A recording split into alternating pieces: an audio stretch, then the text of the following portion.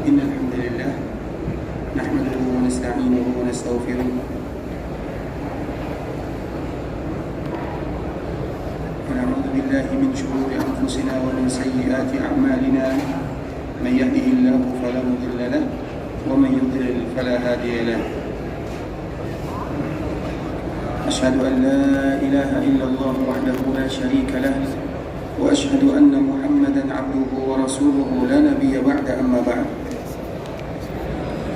يا أيها الذين آمنوا اتقوا الله حق تقاته ولا تموتن إلا وأنتم مسلمون يا أيها الناس اتقوا ربكم الذي خلقكم من نفس واحدة وخلق منها زوجها وبث منهما رجالا كثيرا ونساء واتقوا الله الذي تساءلون به والأرحام إن الله كان عليكم رقيبا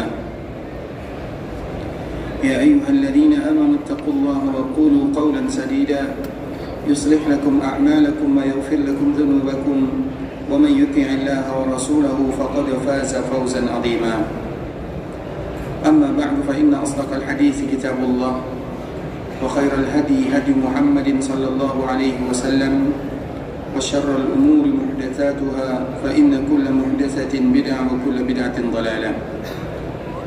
Ikhwatal Islam, saudara kaum muslimin, para tamu Allah rahimani wa rahimakumullah. Alhamdulillah, Allah Subhanahu wa taala kembali memberikan kepada kita kemudahan untuk datang ke Masjid Rasulullah sallallahu alaihi wasallam dalam rangka membacakan ayat-ayat Al-Qur'an ataupun hadis-hadis Rasulullah sallallahu alaihi wasallam, karena dengan tujuan agar bertambah keimanan kita kepada Allah Subhanahu wa taala dan juga kecintaan kita kepada baginda yang mulia sallallahu alaihi wasallam. Kemudian salawat beriringkan salam semoga senantiasa tercurahkan buat junjungan alam Nabi kita yang mulia, uswah dan qudwah kita bersama Muhammad bin Abdullah sallallahu alaihi wasallam. Rasulullah sallallahu alaihi wasallam disebutkan oleh Allah Subhanahu wa taala di Al-Qur'an, di antara salah satu sifatnya bil mu'minina raufur rahim. Rasulullah sallallahu alaihi wasallam adalah rasul yang paling sayang kepada orang-orang mukmin. Rasulullah sallallahu alaihi wasallam adalah seorang nabi yang paling cinta kepada umatnya. Rasulullah sallallahu alaihi wasallam adalah utusan Allah Subhanahu wa taala yang paling sayang kepada kita bersama. Sehingga di antara bentuk kasih sayang Nabi sallallahu alaihi wasallam, Nabi sallallahu alaihi wasallam pernah menyebutkan 13 hari sebelum Nabi sallallahu alaihi wasallam dipanggil oleh Allah Subhanahu wa taala, dikala Nabi berziarah ke kuburan syuhada Uhud, maka Nabi sallallahu alaihi wasallam menyebutkan wadidna law anna qad ra'ayna ikhwanana. Di antara salah satu keinginan kami, maknanya Rasulullah sallallahu alaihi wasallam, adalah bagaimana supaya kami bisa berjumpa dengan saudara-saudara kami. Dan tentunya yang dimaksud oleh Rasulullah sallallahu alaihi wasallam sebagai saudaranya adalah kita sebagai umatnya, yang Rasulullah sallallahu alaihi wasallam menginginkan bagaimana dirinya bisa berjumpa dengan umatnya. Walaupun perjumpaan kita dengan Nabi sallallahu alaihi wasallam belum terwujud dalam kehidupan dunia, tentunya harapan kita bersama adalah bagaimana kita betul-betul bisa berjumpa dengan Nabi sallallahu alaihi wasallam di dalam surga Allah Subhanahu wa taala. Sehingga di antara kewajiban kita bersama untuk Nabi kita yang mulia sallallahu alaihi wasallam adalah mengucapkan salam dan salawat. Sehingga itulah yang disebutkan oleh Allah Subhanahu wa taala, ya ayyuhalladzina amanu sallu alaihi, wahai orang-orang yang beriman, berselawatlah kalian. Allah Subhanahu wa taala menggunakan di dalam ayat ini dengan kalimat perintah, dan hukum asal daripada perintah Allah Subhanahu wa taala adalah wajib bagi kita untuk melakukannya. Sehingga berselawat kepada Nabi sallallahu alaihi wasallam merupakan kewajiban bagi kita sebagai umat Nabi sallallahu alaihi wasallam. Sallu alaihi wa sallimu taslima. Hendaklah kalian mengucapkan salam dan juga hendaklah kalian mengucapkan salawat kepada Rasulullah sallallahu alaihi wasallam. Sehingga dikala kita datang ke kota Madinah, maka di antara kewajiban yang harus kita lakukan adalah berkunjung ke perkuburan baginda yang mulia sambil kita mengucapkan salam dan salawat kepada Rasulullah sallallahu alaihi wasallam. Assalamu alayka ya Rasulullah wa rahmatullahi wa barakatuh. Sallallahu wa sallama wa baraka alayka wa jazaka afdala ma jaza nabiyyan an ummati. Itu merupakan di antara bentuk kita mengucapkan salam dan juga mengucapkan salawat untuk junjungan kita bersama Muhammad bin Abdullah sallallahu alaihi wasallam. Allahumma salli ala Muhammad wa ala ali Muhammad kama sallaita ala Ibrahim wa ala ali Ibrahim innaka Hamidum Majid. Allahumma barik ala Muhammad wa ala ali Muhammad kama barakta ala Ibrahim wa ala ali Ibrahim innaka Hamidum Majid. Ikhwatal Islam, saudara kaum muslimin, para tamu Allah rahimani wa rahimakumullah. Alhamdulillah, Allah Subhanahu wa taala kembali memberikan kepada kita kesempatan untuk duduk di dalam masjid Rasulullah sallallahu alaihi wasallam, ingin membacakan hadis-hadis Rasulullah sallallahu alaihi wasallam, terutama yang berkaitan dengan kota Madinah, kota yang wajib bagi kita sebagai kaum muslimin untuk mencintainya dan mengetahui keutamaan-keutamaan yang ada di dalamnya, serta mengindahkan aturan-aturan yang telah disebutkan oleh baginda yang mulia sallallahu alaihi wasallam. Karena memang kota Madinah adalah kota barakah, kota Madinah adalah tanah haram. Di samping kita harus mengetahui betapa indah keberkahan yang ada di dalamnya, namun di dalam satu sisi kita juga harus tahu keharaman-keharaman yang disebutkan oleh Rasulullah SAW, sehingga mudah bagi kita untuk mengamalkan apa yang diberikan motivasi oleh Nabi, atau mudah bagi kita untuk meninggalkan apa yang dilarang oleh Nabi, terkhusus selama kita berada di kota Rasulullah SAW. Ikhwatal Islam, saudara kaum muslimin, para tamu Allah rahimani wa rahimakumullah. Sebelumnya kita menyebutkan bahwa kota Madinah memiliki ratusan nama, yang mana setiap nama dari kota Madinah memiliki makna yang berbeda antara satu dengan yang lainnya. Dan banyaknya nama kota Madinah menunjukkan keagungan kota Rasulullah SAW. Dan cukuplah yang membuat kota Madinah itu menjadi kota yang mulia, menjadi kota yang agung, karena namanya adalah disandarkan kepada baginda yang mulia sallallahu alaihi wasallam, sehingga disebut dengan kota Nabi. Dikala kita datang ke kota Madinah, maka sebutan lain daripada kota Madinah adalah kota Nabi sallallahu alaihi wasallam. Sebuah nama yang sangat mulia, yang disandarkan kepada manusia yang paling mulia. Apabila namanya disandarkan kepada manusia yang mulia, berarti kotanya adalah kota yang mulia. Karena tidak mungkin disandarkan kepada sesuatu yang mulia kecuali apa yang tadi disandarkan adalah sesuatu yang mulia pula.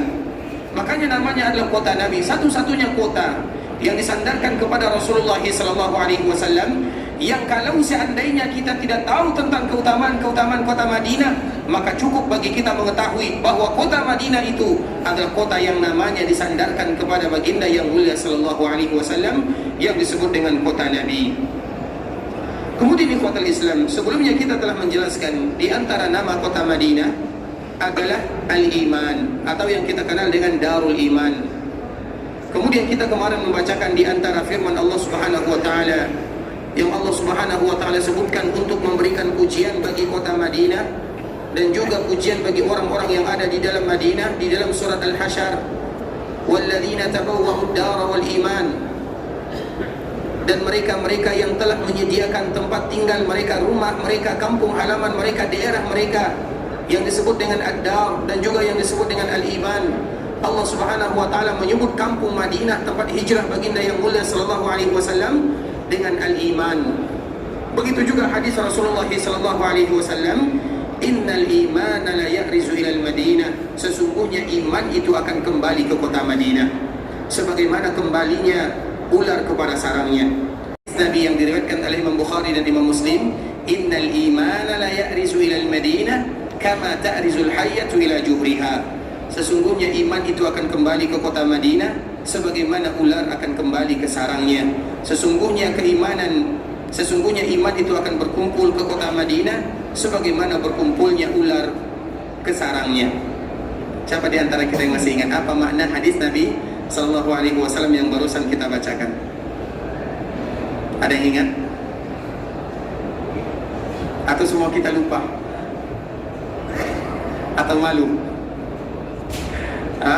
Ada yang ingat? Silakan angkat tangannya. Apa makna daripada hadis Nabi sallallahu alaihi wasallam? Tafadhal, barakallahu fiik, Allah jika khair.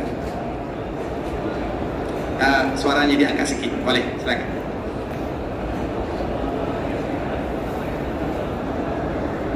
Kita bahwa itu merupakan pujian dari Rasulullah sallallahu alaihi wasallam kepada kita yang datang ke kota Madinah, bahwa kota Madinah itu yang membuat mereka datang ke sana adalah karena iman yang ada di dalam jiwa dan raga setiap mereka yang ingin datang ke kota Madinah. sehingga semua mereka yang datang ke kota Madinah karena iman, karena takwa, karena cinta kepada baginda yang mulia sallallahu alaihi wasallam.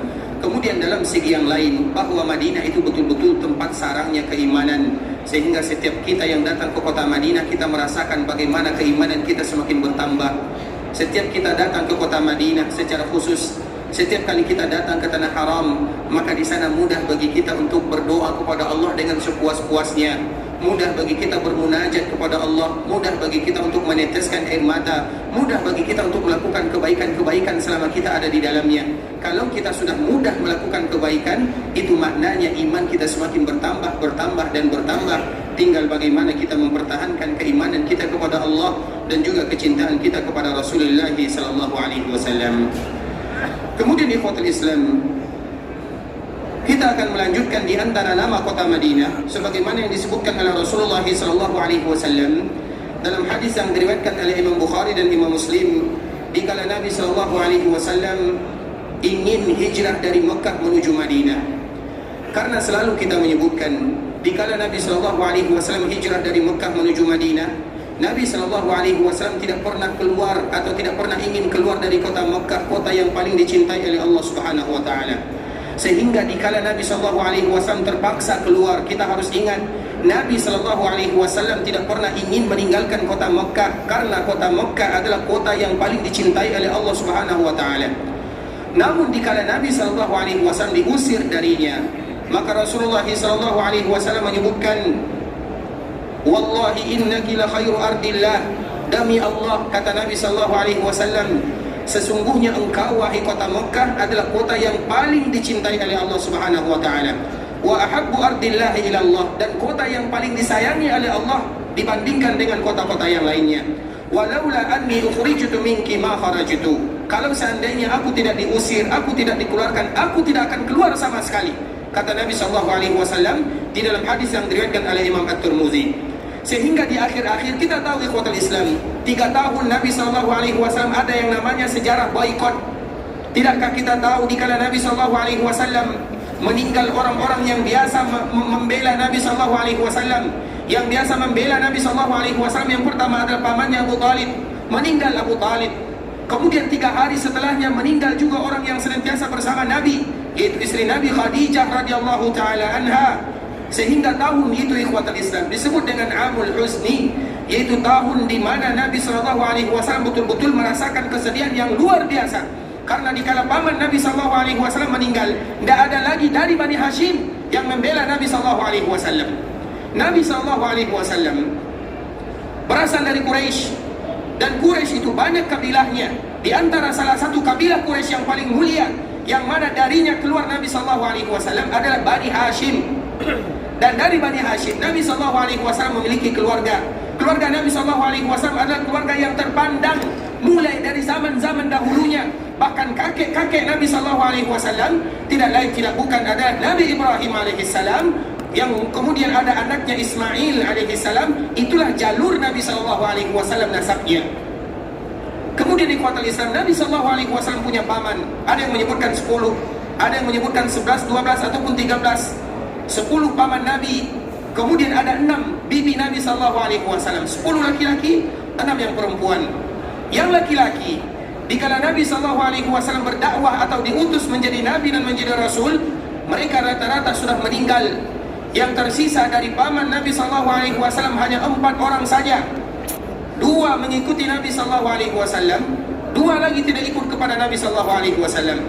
Yang pertama, paman Nabi sallallahu alaihi wasallam adalah Abu Lahab, paman Nabi sallallahu alaihi wasallam. Yang kedua, paman Nabi yang masih berjumpa dengan Nabi dikala Nabi berdakwah adalah Abu Talib. Yang ketiga, paman Nabi sallallahu alaihi wasallam adalah Al-Abbas. Yang keempat, paman Nabi sallallahu alaihi wasallam adalah Hamzah. Dan paman Nabi yang paling banyak memberikan pertolongan kepada Nabi sallallahu alaihi wasallam, yang mana dia adalah orang yang terpandang di kota Makkah, adalah Abu Talib, paman Nabi sallallahu alaihi wasallam. Setelah Abu Talib ini meninggal, tidak ada lagi yang berani membela Nabi sallallahu alaihi wasallam sebagaimana pembelaan yang dilakukan oleh Abu Talib. Sehingga mudah bagi kabilah Quraisy untuk menindas kabilah Bani Hashim.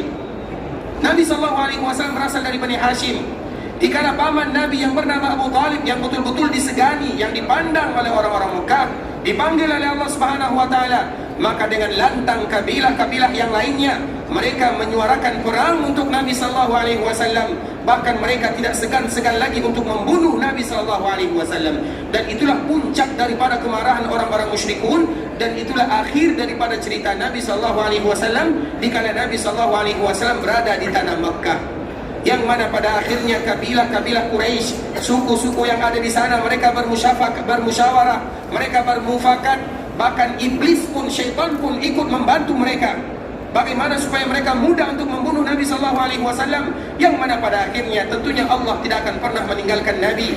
Dan pada malam harinya Allah Subhanahu wa taala mengizinkan Nabi sallallahu alaihi wasallam untuk keluar dari kota Makkah menuju sebuah daerah yang Nabi sebelumnya pernah menyebutkan, uridu, aku diperlihatkan oleh Allah Subhanahu wa taala darah hijratikum, aku diperlihatkan oleh Allah Subhanahu wa taala daerah tempat kalian melakukan hijrah. Maknanya ikhwatul Islam, berarti Nabi sallallahu alaihi wasallam tidak ingin keluar dari kota Mekah. Namun apalah daya, karena memang di awal Nabi sallallahu alaihi wasallam berdakwah sudah diberikan atau sudah disebutkan oleh salah seorang yang bernama Waraqah bin Naufal. Waraqah bin Naufal itu adalah anak pamannya daripada Khadijah, istri Nabi sallallahu alaihi wasallam. Dan Waraqah bin Naufal itu juga masih ada hubungan dengan Nabi sallallahu alaihi wasallam. Waraqah bin Naufal adalah seseorang yang tanassar, seseorang yang betul-betul paham tentang agama Nasara, dan bahkan dia menulis kitab Injil dengan menggunakan bahasa Arab. Sehingga dikala Nabi SAW didatangi oleh malaikat Jibril, kemudian Nabi SAW pulang ke rumahnya sambil mengatakan datsiruni, datsiruni, zammiluni, zammiluni, maka ibunda kita Khadijah pun bertanya, apa yang terjadi wahai suamiku? Maka Nabi SAW menceritakan apa yang dia lihat. Kemudian ibunda kita Khadijah pergi kepada Waraqah, dan Waraqah itu ikhwatul Islam di antara salah satu 6 orang yang ada di Mekah yang mereka betul-betul beriman kepada Allah Subhanahu wa taala. Makanya Waraqah itu termasuk di antara mereka yang diberikan surga oleh Allah Subhanahu wa taala. Karena Nabi SAW sendiri menyebutkan, apabila ada ahlul kitab, yaitu Yahudi ataupun Nasara, kalau mereka beriman kepada nabinya, kemudian mereka beriman kepada Muhammad bin Abdullah, maka mereka akan mendapatkan 2 pahala. Pahala mereka beriman kepada nabinya, dan pahala mereka beriman kepada baginda yang mulia, Nabi akhir zaman yang diutus oleh Allah Subhanahu wa taala. Dan Waraqah di antara salah satunya. Dia tanassar, dia betul-betul paham tentang agama Nasara, sehingga dia menulis karangan atau kitab Injil ke dalam, menterjemahkan ke dalam bahasa Arab. Sampai pada akhirnya dikala Nabi diutus dan dia menyebutkan, engkau sama kejadianmu dengan Nabi Musa, dan tidak satu pun di antara mereka yang didatangi oleh Namus atau oleh Jibril sebagaimana yang datang kepadamu, kecuali mereka akan mengusir Nabi tersebut. Kalau aku, kata Waraqah bin Naufal, kalau seandainya aku menjumpaimu dan aku masih kuat, maka aku akan membelamu. Namun Waraqah lebih dahulu dipanggil oleh Allah Subhanahu wa taala setelah Nabi diutus menjadi nabi dan menjadi rasul. Di awal-awal tersebut maka Waraqah pun meninggal, dan disebutkan Waraqah itu adalah di antara mereka yang betul-betul paham tentang agama Nasara, dan dia pun dimasukkan oleh Allah Subhanahu wa taala ke dalam surga karena dia beriman kepada nabinya, dan dia juga beriman kepada baginda yang mulia sallallahu alaihi wasallam. Kemudian dikala Waraqah menyebutkan, tidak ada satupun yang diutus seperti kamu diutus, kecuali kaum mereka akan mengusirnya. Apa kata Nabi SAW? Awa mukhrijiyahum, apakah mereka betul-betul akan mengusir diriku? Kata Nabi SAW kepada Waraqah, iya, karena tidak satupun yang berdakwah sebagaimana engkau berdakwah, kecuali mereka semuanya akan diusir oleh kaumnya. Dan itu baru terjadi, padahal itu adalah awal di mana Nabi diutus menjadi Nabi dan menjadi Rasul. 13 tahun setelahnya betul-betul terbukti apa yang disebutkan oleh Waraqah bin Naufal, yang mana Nabi SAW diusir dari kampung yang Nabi tidak ingin keluar darinya. Namun apalah daya, Nabi SAW tidak punya kekuatan pada saat itu, sehingga Nabi SAW melaksanakan yang disebutkan dengan al-hijrah bersama sahabatnya Abu Bakar As-Siddiq radhiyallahu ta'ala anhu. Dan sebelum Nabi SAW hijrah ke kota Madinah di kota Islam, sebelumnya Nabi SAW menyebutkan kepada sahabat-sahabatnya, uridu darah hijratikum, aku diperlihatkan kemana kalian akan hijrah. Nabi telah memberikan isyarat kepada sahabatnya kemana mereka akan hijrah, yaitu di sebuah tempat yang di antara kedua sisinya adalah Al-Harratan. Al-Harratan itu merupakan di antara salah satu sifat kota Madinah, yang mana sifatnya adalah memiliki tanah yang tandus berwarna hitam atau yang disebut dengan al-harrah. Namun di antara dua tanda tersebut, di dalamnya ada nakhal, di dalamnya ada pohon korma. Karena di Mekah tidak ada korma, di Mekah itu gersang, di Mekah itu tidak tumbuh tumbuhan. Namun di Madinah di antara salah satu sifatnya fihi nakhal, kata Nabi SAW, di dalamnya ada kurma. Karena memang terjadi perbedaan antara tabiat yang ada di Mekah dengan tabiat yang ada di Madinah. Sehingga dikala Nabi SAW memberikan isyarat kepada sahabatnya, maka telah terlebih dahulu para sahabat Nabi SAW hijrah ke dalamnya. Maka kita kenal ada sebahagian sahabat yang hijrah pertama kali yang datang ke kota Madinah sebelum Nabi SAW datang ke kota Madinah. Dan ini juga pernah kita sampaikan di Fathul Islam, ada beberapa sahabat Nabi SAW yang terlebih dahulu sampai ke kota Madinah sebelum Nabi hijrah ke dalamnya. Siapa yang masih ingat siapa sahabat yang pertama kali datang ke kota Madinah untuk melakukan hijrah? Mus'ab bin Umair. Yang pertama siapa? Mus'ab bin Umair. Mus'ab bin Umair. Yang selanjutnya Abdullah bin Maktum. Abdullah bin Umi Maktum. Yang selanjutnya As'ad bin Zurarah. Tiga orang ini ikhwatul Islam harus kita tahu, mereka inilah yang pertama kali datang ke kota Madinah. Mus'ab bin Umair, kemudian Abdullah bin Umi Maktum, kemudian As'ad bin Zurarah. Mereka ini adalah orang yang pertama kali hijrah dari Mekah menuju Madinah, kemudian baru disusul oleh sahabat-sahabat yang lainnya, disusul oleh Bilal, disusul oleh sahabat Nabi SAW yang bernama Umar bin Khattab radhiyallahu ta'ala anhu, kemudian disusul oleh Ammar, kemudian juga disusul oleh sahabat-sahabat yang lainnya. Dan Nabi SAW belum diizinkan oleh Allah Subhanahu wa Ta'ala untuk hijrah ke dalamnya.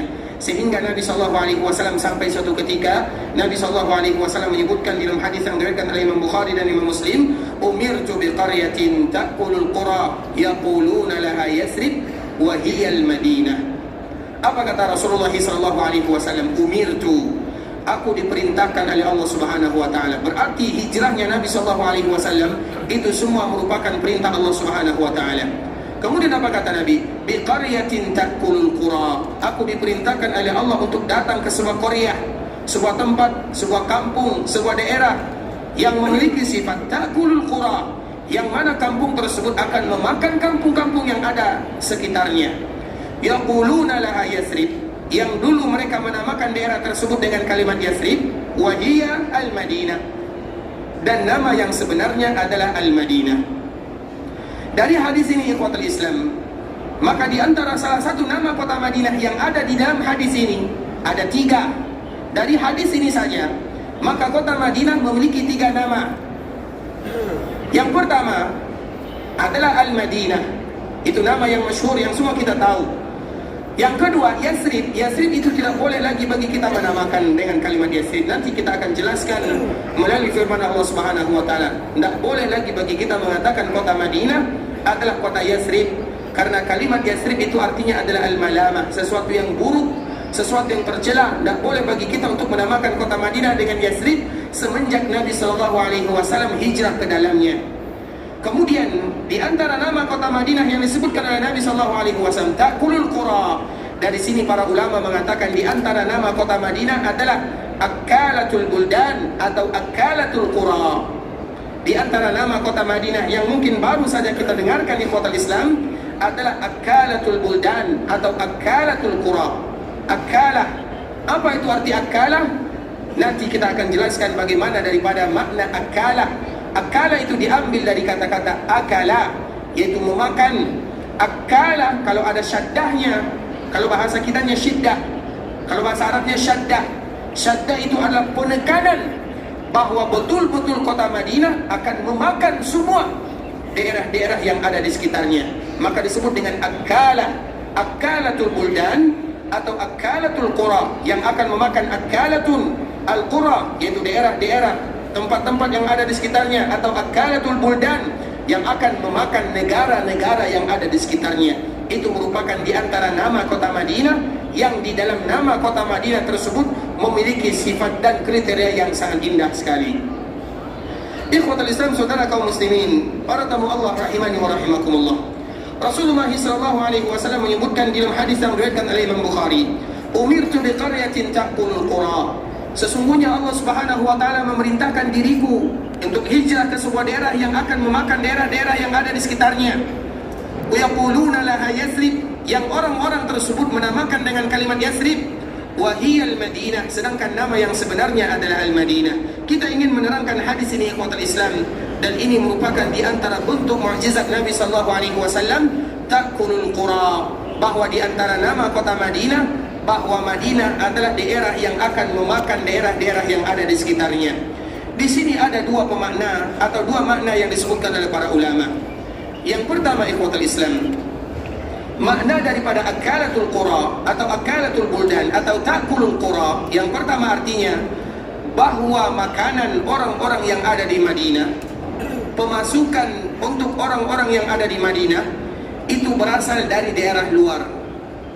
Itu makna yang pertama, bahwa sesungguhnya makanan atau pangan atau sesuatu yang dibutuhkan oleh orang-orang yang ada di dalam Madinah itu bersumber dari luar. Dan makna yang kedua, bahwa daerah-daerah yang ada di sekitar Madinah akan tunduk kepada kota Madinah. Dari dua makna ini tidak bertentangan antara satu dengan yang lainnya.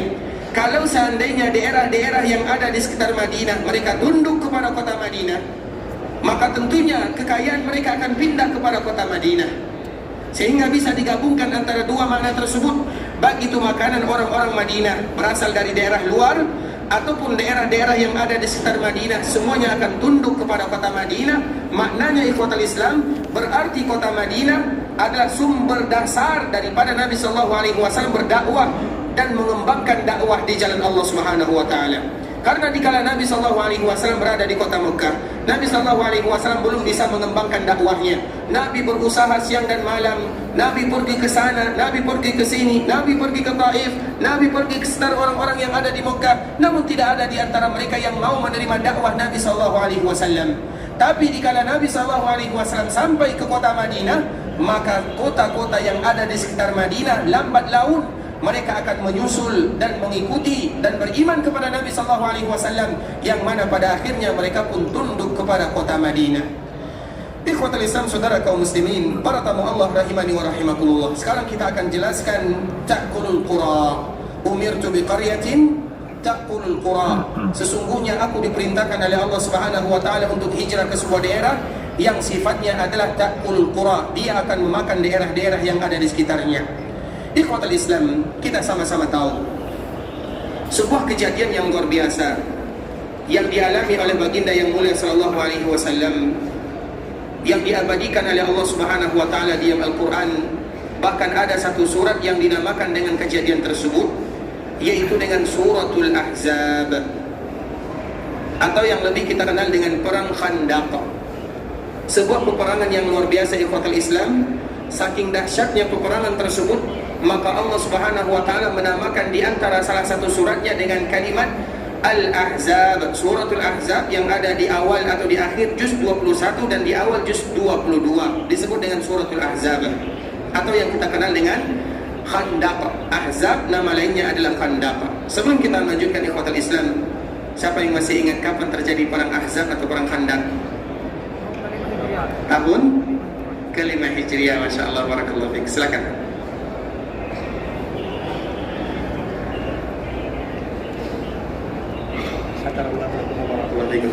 Perang Khandaq ikhwatul Islam, atau yang lebih kita kenal dengan perang Ahzab, maka terjadi pada tahun kelima Hijriah. Kenapa disebut dengan perang Ahzab? Ahzab itu artinya ikhwatul Islam kelompok yang sangat besar.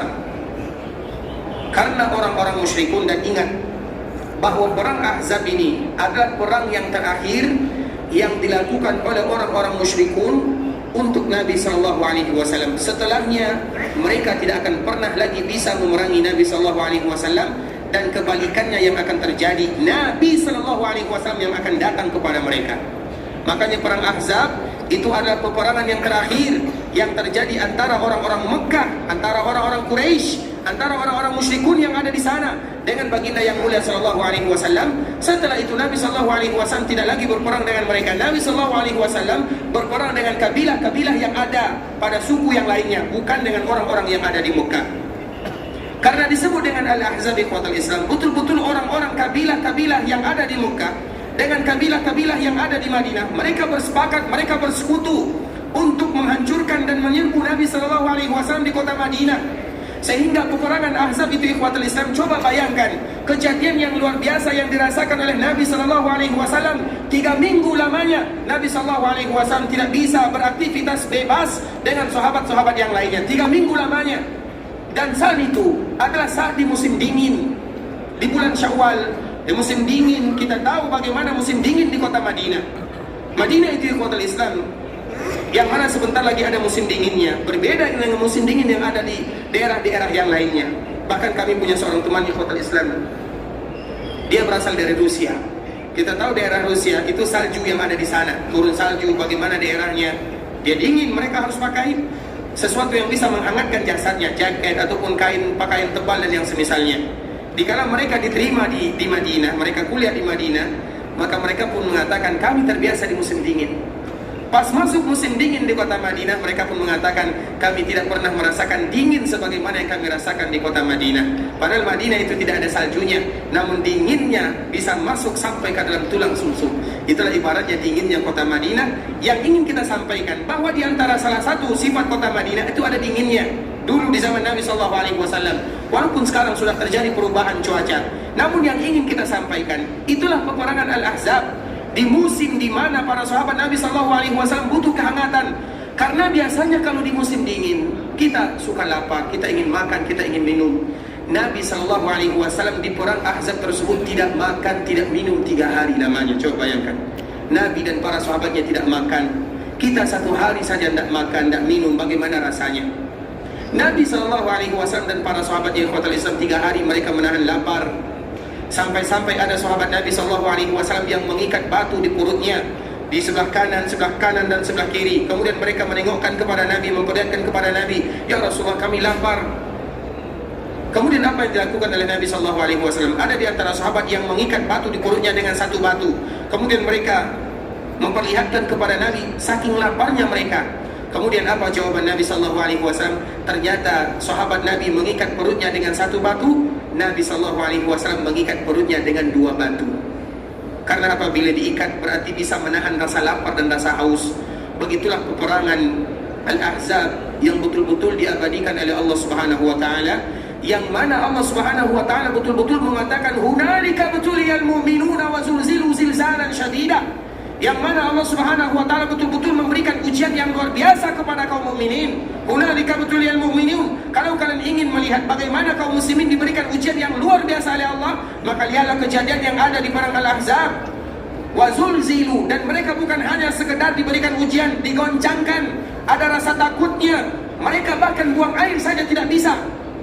Begitulah rasa takut yang mereka rasakan, ujian yang betul-betul diberikan oleh Allah Subhanahu wa taala kepada mereka. 3 minggu lamanya. Disebut dengan Al-Ahzab karena semuanya mengepung Nabi SAW. Orang-orang Yahudi yang ada di dalam Madinah, terutama Bani Nadir, yang disebutkan oleh Allah Subhanahu wa taala ceritanya di awal suratul Hasyr. Di awal suratul Hasyr itu adalah cerita dari Allah untuk Bani Nadir, salah satu bani yang juga mereka di antara mereka yang berkhianat kepada Nabi SAW. Kalau seandainya Nabi mendapatkan musuh dari luar, masih mudah bagi Nabi SAW untuk lari, untuk bersembunyi, untuk melakukan aktivitas. Namun dari dalam ada musuh Nabi, dari dalam Madinah ada musuh Nabi, dari luar Madinah juga ada musuh Nabi SAW. Tak mungkin Nabi SAW menghadapi keduanya sekaligus. Dan Nabi SAW tidak memiliki sahabat yang terlalu banyak pada saat itu. Maka disebut dengan Al-Ahzab, kabilah-kabilah yang ada di luar Madinah dan juga yang ada di dalam Madinah. Mereka bersepakat, bersekutu untuk memerangi Nabi SAW. Maka disebut dengan Al-Ahzab. Hunalika betuliyal mu'minun, yang mana Allah betul-betul memberikan ujian yang luar biasa kepada orang-orang mukmin. Bukan hanya sekedar ujian, wazulzilu, dan mereka digoncangkan. Bukan hanya sekedar dengan goncangan, wazulzilu zilzalan syadida.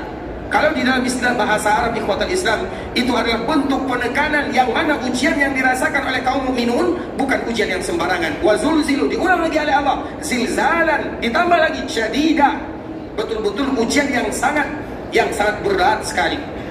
Sehingga di sanalah kelihatan mana mereka-mereka yang betul-betul beriman kepada Nabi, mana mereka yang tidak beriman kepada Nabi.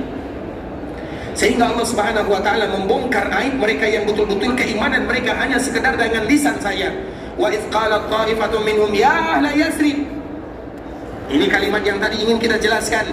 Ketika ada sebahagian di antara kelompok mereka yang mengatakan ya ahla Yathrib, wahai orang-orang Yathrib. Siapa yang mengucapkan kalimat demikian dikala terjadi perang Ahzab? Itu adalah orang-orang munafikun. Orang-orang munafikun yang mereka membela Nabi SAW hanya dengan muka saja, hanya dengan lisan dan lidah saja. Kemudian dikala mereka mendapatkan ujian, maka mereka meninggalkan. Dan bukan hanya sekedar meninggalkan. Kalau seandainya mereka meninggalkan Nabi, habis perkara aman. Namun mereka juga memberikan pancingan, atau mereka juga mengajak kaum muslimin yang lainnya untuk meninggalkan Nabi SAW. Begitulah orang-orang munafikun.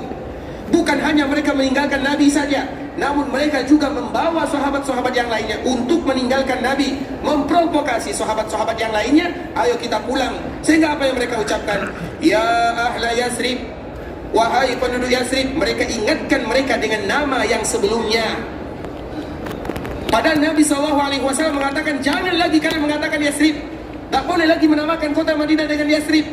Namun dikala terjadi perang Ahzab, dikala ketahuan mana mereka yang betul-betul beriman kepada Nabi, mana yang tidak, maka mereka yang tidak beriman kepada Nabi mengucapkan dan mengingatkan mereka bagaimana dulunya mereka sebelum Nabi datang.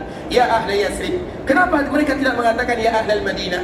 Kenapa orang-orang munafikun mengatakan ya ahla Yathrib, wahai penduduk Yathrib? Karena Yathrib atau Madinah, sebelum Nabi datang ke kota Madinah, Yathrib itu adalah tempat di mana mereka berpecah belah. Tidak ada persatuan dan persamaan di antara mereka. Peperangan demi peperangan yang mereka lakukan. Dan itu adalah daerah Yathrib. Namun dikala Nabi hijrah dan datang ke dalamnya, Nabi merubah namanya dengan Al-Madinah. Tidak boleh lagi dipanggil dengan Yathrib. Namun orang-orang munafikun kembali mengingatkan sejarah sahabat Nabi, terutama orang-orang Madinah. Ayo kita pulang. Ya ahla Yathrib, la muqama lakum. Wahai penduduk Yathrib, la muqama lakum. Kalian tidak akan bisa melawan mereka. Tak bisa. Jumlah kita sedikit, jumlah mereka banyak. Kabilah-kabilah yang berkumpul, yang bersekutu untuk menghancurkan kota Madinah. La muqama lakum farji'u. Ayo pulang, ayo kita pulang. Tak usah kita ikut Nabi, tak usah kita ikut Muhammad. Itu ucapan sebagian orang-orang munafikun. Sehingga di sana ikhwatul Islam, dikala mereka mengucapkan kalimat yang demikian, mereka pun akhirnya minta izin kepada Nabi dengan alasan rumah mereka tidak terkunci, dengan alasan mereka takut kepada keluarganya, dengan alasan ini, dengan alasan itu. Dan Nabi tahu mereka itu adalah orang-orang yang bohong dan dusta kepada Nabi. Namun Nabi SAW tidak bisa kecuali memberikan izin kepada mereka. Yang tersisa di perang Al-Ahzab adalah mereka-mereka yang betul-betul mukmin. Makanya Allah menyebutkan di awal surat tersebut, hunalika butuliyal mu'minun. Di sanalah Allah berikan ujian kepada orang-orang mukmin. Allah tidak menyebutkan dengan kalimat muslim. Karena mukmin dengan muslim, kalimat yang selalu kita sebutkan, mukmin dengan muslim, apabila dia bersatu, dia berpisah. Apabila dia berpisah, dia bersatu. Itulah makna daripada kalimat mukmin dengan muslim. Apabila dia berpisah, dia bersatu. Apabila dia bersatu, dia berpisah. Siapa yang tahu artinya? Bersatu, berpisah, berpisah, bersatu. Apa artinya? Kalimat mukmin dengan kalimat muslim itu ikhwatul Islam. Apabila dia bersatu, dia berpisah. Apabila dia berada di dalam satu kalimat, maka berbeda maknanya. Tapi apabila dia berada di kalimat yang berbeda, maka sama artinya. Namun di ayat ini Allah Subhanahu wa taala menyebutkan hunalika butuliyal mu'minun, karena keimanan itu lebih tinggi derajatnya daripada keislaman. Kalau seandainya kita satukan, mereka memiliki makna yang berbeda. Maka selalu kita menyebutkan ikhwatul Islam, ada ungkapan ulama yang berasal dari daerah kita yang dia selalu menyebutkan, di antara perbedaan, kalau kalian ingin melihat orang-orang muslim, maka lihatlah dikala melakukan salat hari raya Idul Fitri, Idul Adha, maka kalian akan melihat orang-orang muslim. Tapi kalau kalian ingin melihat orang-orang mukmin, maka lihatlah mereka dikala melakukan salat subuh. Silahkan kita jawab, kita ini mukmin atau muslim. Sehingga Allah Subhanahu wa taala menggunakan kalimat mukmin. Maknanya mereka yang sudah teruji keimanannya, karena banyak godaan di sana. Orang-orang munafikun, mereka tidak berhenti. La muqama lakum farji'u. Kita tidak akan bisa melawannya. Mereka banyak, mereka kuat dengan perlengkapan yang banyak, tidak akan bisa melawannya. Farji'u. Ayo kita pulang. Ayo kita pulang. Orang-orang mukmin yang mana mereka betul-betul beriman kepada Nabi, tidak akan pernah meninggalkan Nabi untuk selama-lamanya. Dan kita tahu bagaimana perjuangan sahabat Nabi SAW. Bahkan Talha menyebutkan, nahri duna nahrika ya Rasulullah.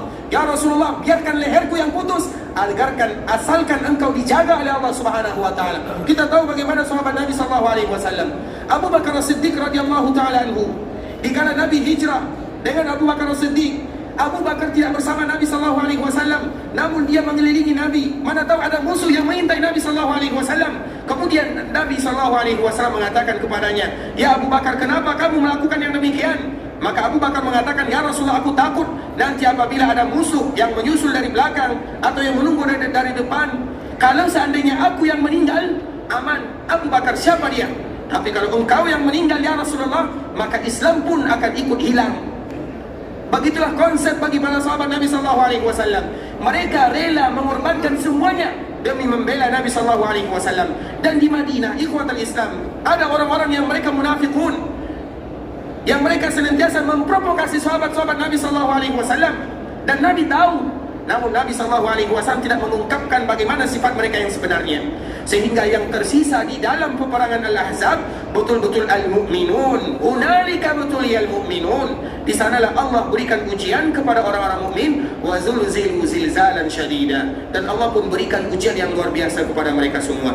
Makanya disebut dengan Al-Ahzab. Kemudian juga disebut dengan Khandaq, ikhwatul Islam. Khandaq itu artinya parit. Kita tahu sekarang, mungkin kebanyakan di antara kita yang datang ke kota Madinah, jarang di antara kita yang melewati, mungkin hanya sekedar lewat saja, namun mampir jarang. Ada sebuah masjid yang namanya Sabah Masajid. Sabah Masajid itu artinya 7 masjid. Memang dulunya 7 masjid, kemudian disatukan menjadi satu masjid, kecuali satu. Ada masjid yang di bagian atas disebut dengan Masjid Salman Al-Farisi. Karena memang Khandaq itu, Khandaq itu artinya parit. Dan kita tahu Khandaq yang digali oleh Nabi dan para sahabatnya di tanah Madinah, di tanah yang di bawah gunung. Kita tahu bagaimana kerasnya tanah tersebut. Dalam kondisi lapar, dalam kondisi takut, mereka menggali parit. Berapa panjang parit tersebut? Disebutkan ahli-ahli sejarah ikhwatul Islam, panjangnya lebih daripada 5 kilo. Kalau pasnya 5 kilo, 5,544, apalah bahasanya, 5.544 meter. Itulah panjangnya, berarti 5,5 kilo, kurang lebih 5,5 kilo. Coba bayangkan menggali parit panjangnya 5 kilo dengan alat yang seadanya. Kalau sekarang mudah, tapi dulu bagi sahabat Nabi SAW sulit. Tambah lagi mereka dalam keadaan lapar. Lebarnya berapa? Lebarnya sekitar lebih daripada 4,6 meter. Berarti hampir 5. Coba bayangkan. Dalamnya berapa? Lebih daripada 3 meter ke dalam ke bawah. Itulah parit yang digali oleh kaum muslimin. 5 kilo panjangnya. Sehingga Khalid ibn Walid kita tahu dia adalah panglima perang. Di dalam masa jahiliyah dia juga panglima perang. Di zaman Islam dia juga panglima perang. Tidak akan ada lagi orang yang bisa melahirkan sama dengan Khalid. Sebagaimana disebutkan oleh ahli sejarah atau para ustaz ahli sejarah, tidak akan ada lagi wanita yang bisa melahirkan seperti Khalid ibn Walid. Dikala dia sampai ke Khandaq tersebut, dia bingung dengan bingung yang sangat dahsyat. Tidak pernah dia membayangkan kaum muslimin bisa melakukan ide seperti ini, ide yang paling bagus. Dan itu merupakan ide daripada sahabat Nabi SAW yang bernama Salman Al-Farisi, seorang pemuda yang berasal dari Faris, yang memiliki sejarah yang panjang bagaimana dia mencari kebenaran. Dia berasal dari Faris. Dia masih kecil, dia berasal dari Faris. Kemudian dia mencari agama lain karena dia melihat agamanya yang menyembah api dia tidak setuju. Kemudian dia melihat agama Nasara lebih baik daripada agamanya, maka dia pun pergi ke Syam. Kemudian dari Syam pergi ke Mosul, dari Mosul pergi ke tempat-tempat yang lainnya, yang mana pada akhirnya dia dijual menjadi seorang budak. Kemudian dia pun akhirnya dijual sampailah dia di kota Madinah. Mulai dari kecil dia meninggalkan daerahnya, dia berkeliling-keliling mencari hidayah, yang mana pada akhirnya dia dipermudah oleh Allah Subhanahu wa taala berjumpa dengan Nabi sallallahu alaihi wasallam, berasal dari seorang budak yang mana pada akhirnya dia merdeka. Kemudian dikala terjadi perang Khandaq atau perang Ahzab, dia memberikan usulan kepada Nabi, kami dulu di Faris kalau ada peperangan maka kami menggali parit. Sehingga Nabi sallallahu alaihi wasallam sangat bahagia mendengarkan usulan dari Salman Al-Farisi radhiyallahu ta'ala anhu. Maka dikala Nabi bahagia dan sahabat yang lain juga bahagia, orang-orang Ansar mengatakan, Salman itu adalah keluarga kita, Salman minna. Orang-orang Muhajirun tak mau kalah, Salman itu keluarga kami. Maka dikala orang Muhajirun dengan orang-orang Ansar berebutan, Salman itu dari kita, dari rombongan kita. Apa kata baginda yang mulia? Salman minna min ahlul bait. Salman itu dari kami, termasuk keluarga ahlul bait. Itu merupakan kemuliaan yang luar biasa bagi Salman yang tidak ada saudaranya dikala dia hijrah meninggalkan daerahnya untuk berjumpa bersua dengan Nabi di kota Madinah. Perjuangan yang panjang sekali bagaimana Salman Al-Farisi memberikan pelajaran kepada kita bersama sehingga dia disebutkan oleh Nabi Salman minna min ahlul bait. Salman itu termasuk dari golongan kita ahlul bait. Padahal dari segi nasab, dari segi kekeluargaan tidak ada hubungannya dengan Nabi. Namun itulah perjuangan Salman Al-Farisi yang mana pada akhirnya dia disebutkan oleh Nabi termasuk dari keluarga kami, kata Rasulullah SAW. Kemudian ikhwatul Islam, setelah digali parit tersebut maka terjadilah kejadian-kejadian yang luar biasa. Dan di antara salah satu kejadiannya sesuai dengan pembahasan yang kita sebutkan pada kesempatan kali ini ikhwatul Islam. Dikala para sahabat Nabi SAW menggali parit yang sangat dalam, yang tadi telah kita sebutkan kedalamannya, lebarnya, panjangnya, maka mereka menjumpai ada batu besar. Mereka tidak bisa memecahkannya dan harus dipecahkan batu tersebut. Kemudian pada akhirnya mereka mengadu kepada Nabi SAW. Dan kita tahu Nabi itu adalah orang yang kuat.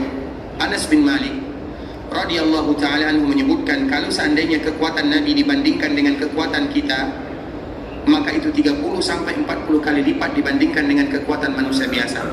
Nabi itu kuat, namun Nabi tidak pernah mempertontonkan kekuatannya karena memang Nabi diutus rahmatan lil alamin. Umar kuat, sahabat yang lain juga kuat, namun Nabi SAW tidak pernah memperlihatkan kekuatannya. Nabi itu adalah orang kuat. Kemudian sahabat Nabi SAW mengadukan kepada Nabi kejadian yang mereka dapatkan dikala mereka menggali parit. Ada batu besar ya Rasulullah, ada batu besar di sana, kami tidak bisa memecahkannya. Kemudian Nabi SAW datang melihatnya. Kemudian Nabi pun meminta mi'wal. Mi'wal itu alat untuk memukulkan batu tersebut. Nah, disinilah kejadian yang luar biasa, mukjizat baginda yang mulia SAW. Apa kata Rasulullah SAW? Nabi pukul batu yang besar tersebut dengan pukulan yang pertama. Kemudian Nabi SAW menyebutkan Allahu Akbar, u'titu mafatih Syam. Allahu Akbar, Allah Subhanahu wa ta'ala berikan kepadaku kunci-kunci istana yang ada di daerah Syam yang pada saat itu dikuasai oleh orang-orang Romawi. Kemudian apa kata Nabi SAW? Seolah-olah sekarang saya melihat istananya, singgasananya begitu indah yang penuh dengan emas. Karena orang-orang Syam terkenal dengan emasnya. Kemudian dikala pukulan yang kedua, Nabi SAW kembali memukul batu tersebut yang membuat batu ini pecah. Apa kata Nabi SAW? Allahu Akbar, utitu mafatih Faris. Allahu Akbar, Allah berikan kepadaku kunci-kunci yang ada di Faris. Dan Faris terkenal dengan peraknya. Seolah-olah Nabi SAW mengatakan, dan Nabi mengatakan, diperlihatkan kepadaku, seolah-olah aku sekarang melihat bagaimana istananya, singgasana yang ada di sana, bagaimana mewahnya. Aku melihatnya, kata Nabi SAW. Kemudian pukulan yang ketiga, yang mana menghancurkan semua batu tersebut, yang mudah bagi sahabat Nabi SAW untuk melanjutkannya. Nabi mengatakan, Allahu Akbar, waqitu mafatihal Yaman. Allahu Akbar, Allah berikan kepadaku kunci-kunci kejayaan yang ada di Yaman sana, yaitu sekeliling kota Madinah. Disebutkan oleh Nabi SAW, mulai dari Roma sampai ke Faris, sampai ke Yaman, semuanya disebutkan oleh Nabi SAW.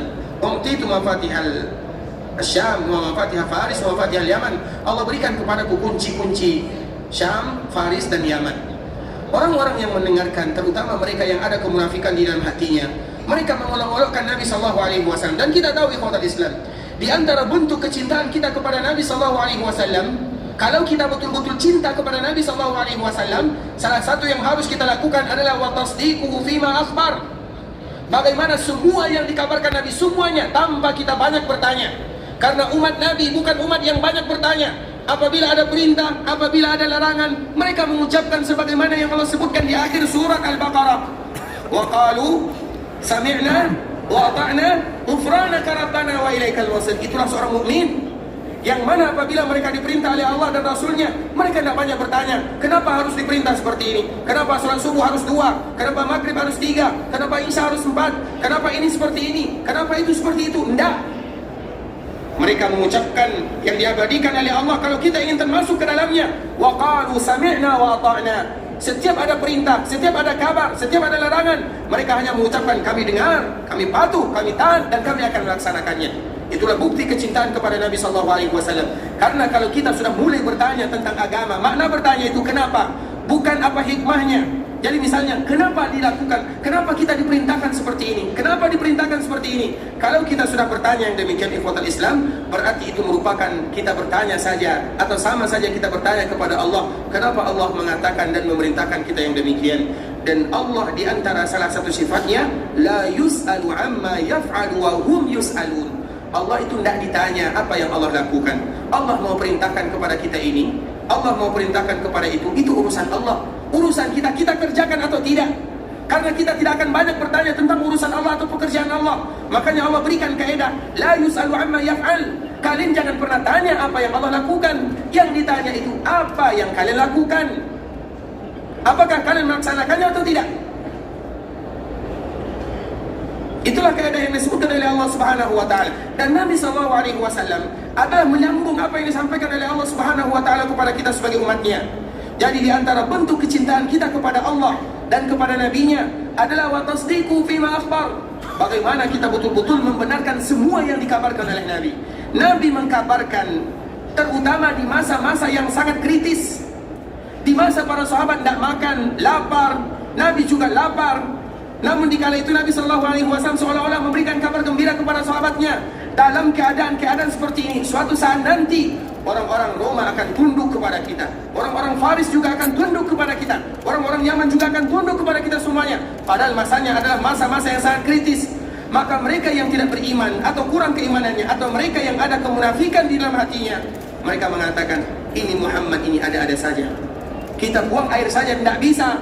Dia pun memberitahukan kepada kita bahwa Syam itu akan kita buka, Faris juga akan kita buka, Yaman juga kita akan buka. Sehingga mereka mengolok-olokkan Nabi SAW. Jangankan tidak hanya sekedar tidak percaya, mereka mengolok-olok Nabi SAW. Dan mereka yang beriman kepada Allah, sahabat-sahabat yang lainnya tahu bahwa suatu saat nanti Roma itu akan jatuh di tangan kaum muslimin, dan Faris juga akan jatuh di tangan kaum muslimin, dan Yaman juga akan jatuh ke tangan kaum muslimin.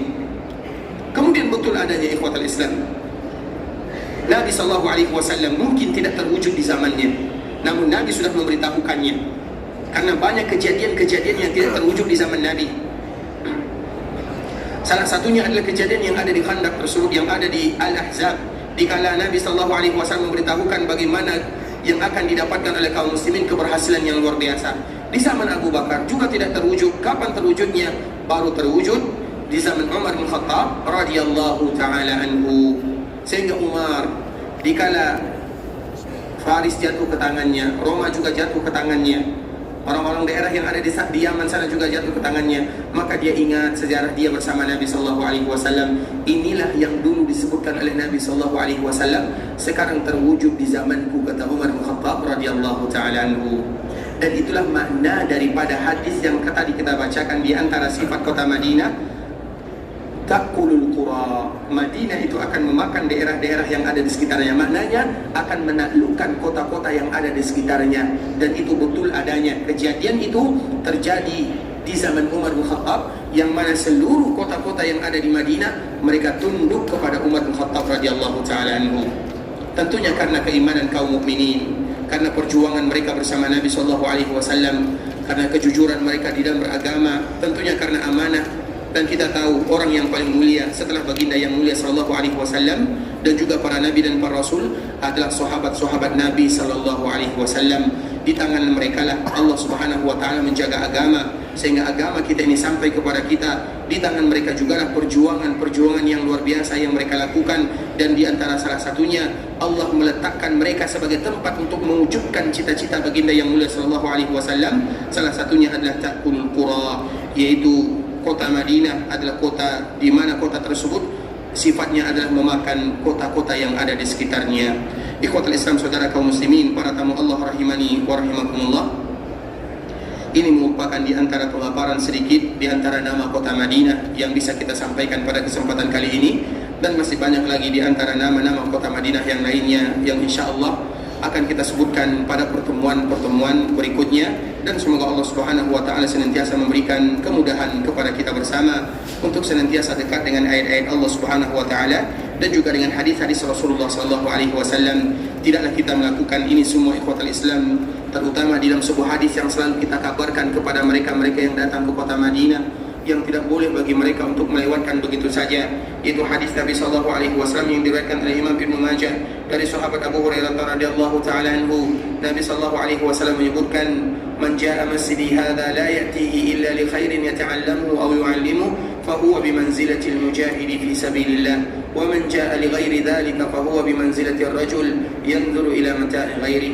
Barang siapa yang datang ke masjidku ini, kata Nabi, dan kita berada di masjid Nabi sallallahu alaihi wasallam, la ya'tihi illa li khair, tidaklah tujuan mereka datang ke dalamnya kecuali kebaikan, yata'allamu aw yu'allimu, yaitu kebaikan yang mereka inginkan adalah belajar ataupun diajar. Mereka belajar agama Allah, mereka baca ayat-ayat Al-Quran, mereka baca hadis-hadis Nabi sallallahu alaihi wasallam. Fa huwa bi manzilatil mujahidi fi sabilillah, mereka yang melakukan demikian dikala mereka berada di dalam Masjid Nabawi ibarat orang yang sedang berjihad di jalan Allah Subhanahu wa taala. Sebuah keutamaan yang luar biasa yang mungkin kita tidak merasakannya, namun Allah akan memberikan keutamaan tersebut bagi mereka yang tahu tentang keutamaannya. Datang ke kota Madinah, duduk di dalam Masjid Nabawi, kemudian kita belajar agama, kita belajar atau kita mengajar, maka kedudukannya sama dengan orang yang berjihad di jalan Allah Subhanahu wa taala. Kita berada di tempat yang indah bersama saudara-saudara kita seiman seakidah. Kita mungkin tidak kenal dengan mereka, kita juga tidak kenal dengan dia, namun yang menyatukan kita adalah iman kepada Allah dan cinta kita kepada baginda yang mulia sallallahu alaihi wasallam. Kemudian kita sama-sama baca ayat-ayat Al-Quran dan hadis-hadis Nabi sallallahu alaihi wasallam, maka itulah jihad yang sebenarnya yang disebutkan oleh baginda yang mulia sallallahu alaihi wasallam. Kemudian Nabi melanjutkan, wa man jaa li ghairi dzalika fa huwa bi manzilati ar-rajul yanzuru ila mata'i ghairi. Barang siapa yang datang ke Masjid Nabawi, tidak ada keinginan mereka untuk baca Quran atau tidak ada keinginan mereka untuk mengetahui hadis-hadis Nabi sallallahu alaihi wasallam, fa huwa bi manzilati ar-rajul yanzuru ila mata'i ghairi, maka perumpamaan dia dengan orang lain yang mereka belajar dan mengajar di dalam Masjid Nabawi tersebut ibarat orang yang hanya sekedar memperhatikan perhiasan yang dibawa oleh temannya. Semua manusia yang datang ke Masjid Nabawi kemudian mereka belajar agama Allah, maka mereka ibarat membawa perhiasan dan warisan Nabi sallallahu alaihi wasallam, warisan yang paling indah yang tidak ada dalam bentuk nyata adalah warisan baginda yang mulia sallallahu alaihi wasallam. Apa warisan Nabi? Al-Quran dan hadis-hadis Nabi sallallahu alaihi wasallam. Jadi kita yang datang ke Masjid Nabawi, kalau seandainya kita tidak menggunakan kesempatan tersebut untuk belajar Al-Quran ataupun hadis Nabi, maka kita ibarat hanya sekedar melihat orang melakukan atau orang membawa pulang warisan dan harta yang luar biasa, yaitu Al-Quran dan hadis-hadis Rasulullah SAW. Tentunya kita tidak ingin menjadi orang-orang yang rugi ikhwatul Islam, dan semoga kita selalu berharap kepada Allah perkumpulan kita ini adalah perkumpulan yang diberikan keberkahan oleh Allah Subhanahu wa taala. Dan kita juga berharap kepada Allah tidak ada di antara kita yang bubar dari perkumpulan ini kecuali dosa-dosanya diampunkan oleh Allah Subhanahu wa taala, diberikan kepadanya pahala yang berlipat ganda dan diangkat derajatnya, dan semoga juga Allah Subhanahu wa taala mengumpulkan kita di dalam surganya bersama Rasulullah sallallahu alaihi wasallam. Ikhwatul Islam, saudara kaum muslimin, para tamu Allah rahimani wa rahimakumullah, sampai di sini pertemuan kita pada kesempatan kali ini. Yang benar dari Allah Subhanahu wa taala, yang salah dari kami pribadi karena kurangnya ilmu kami, karena kebodohan dan kejahilan kami mohon dimaafkan. Kalau seandainya ada kesalahan, ada kata-kata yang kurang berkenan di hati, sambil kita selalu bermohon kepada Allah Subhanahu wa taala agar Allah Subhanahu wa taala ampunkan dosa kita bersama, agar Allah ampunkan dosa keluarga kita, agar Allah ampunkan dosa orang tua kita, agar Allah ampunkan dosa saudara-saudari kita. Tidak ada di antara kita yang berdosa kecuali Allah maafkan. Tidak ada di antara kita yang sakit kecuali Allah sehatkan. Tidak ada di antara kita yang berhutang kecuali Allah lunaskan. Tidak ada di antara kita yang ada masalah kecuali Allah Subhanahu wa taala selesaikan. Kalau ada di antara kita yang masih menetap di kota Madinah, semoga kita diberikan istiqamah untuk selalu berlomba-lomba beribadah kepada Allah Azza wa Jalla. Namun kalau ada di antara kita yang ingin pulang meninggalkan kota Madinah, ingin berjumpa dengan keluarganya, semoga Allah berikan kesehatan dan keselamatan. Allah kumpulkan mereka dengan keluarganya dalam keadaan sehat walafiat. Kalau ada di antara kita yang ingin menuju Makkah Al-Mukarramah, semoga Allah terima amal ibadahnya, Allah kabulkan doanya, Allah berikan kemudahan dalam perjalanannya. اللهم تقبل منا صلاتنا وصيامنا ودعاءنا وركوعنا وسجودنا وكل عبادتنا يا الله إنك أنت السميع العليم وتب علينا إنك أنت التواب الرحيم ربنا ظلمنا أنفسنا وإن لم تغفر لنا وترحمنا لنكونن من الخاسرين ربنا آتنا في الدنيا حسنة وفي الآخرة حسنة وقنا عذاب النار وصل اللهم وسلم على نبينا وحبيبنا وخليلنا محمد وعلى آله وصحبه وسلم تسليما كثيرا سبحان ربك رب العزة عما يصفون وسلام على المرسلين والحمد لله رب العالمين والسلام عليكم ورحمة الله وبركاته.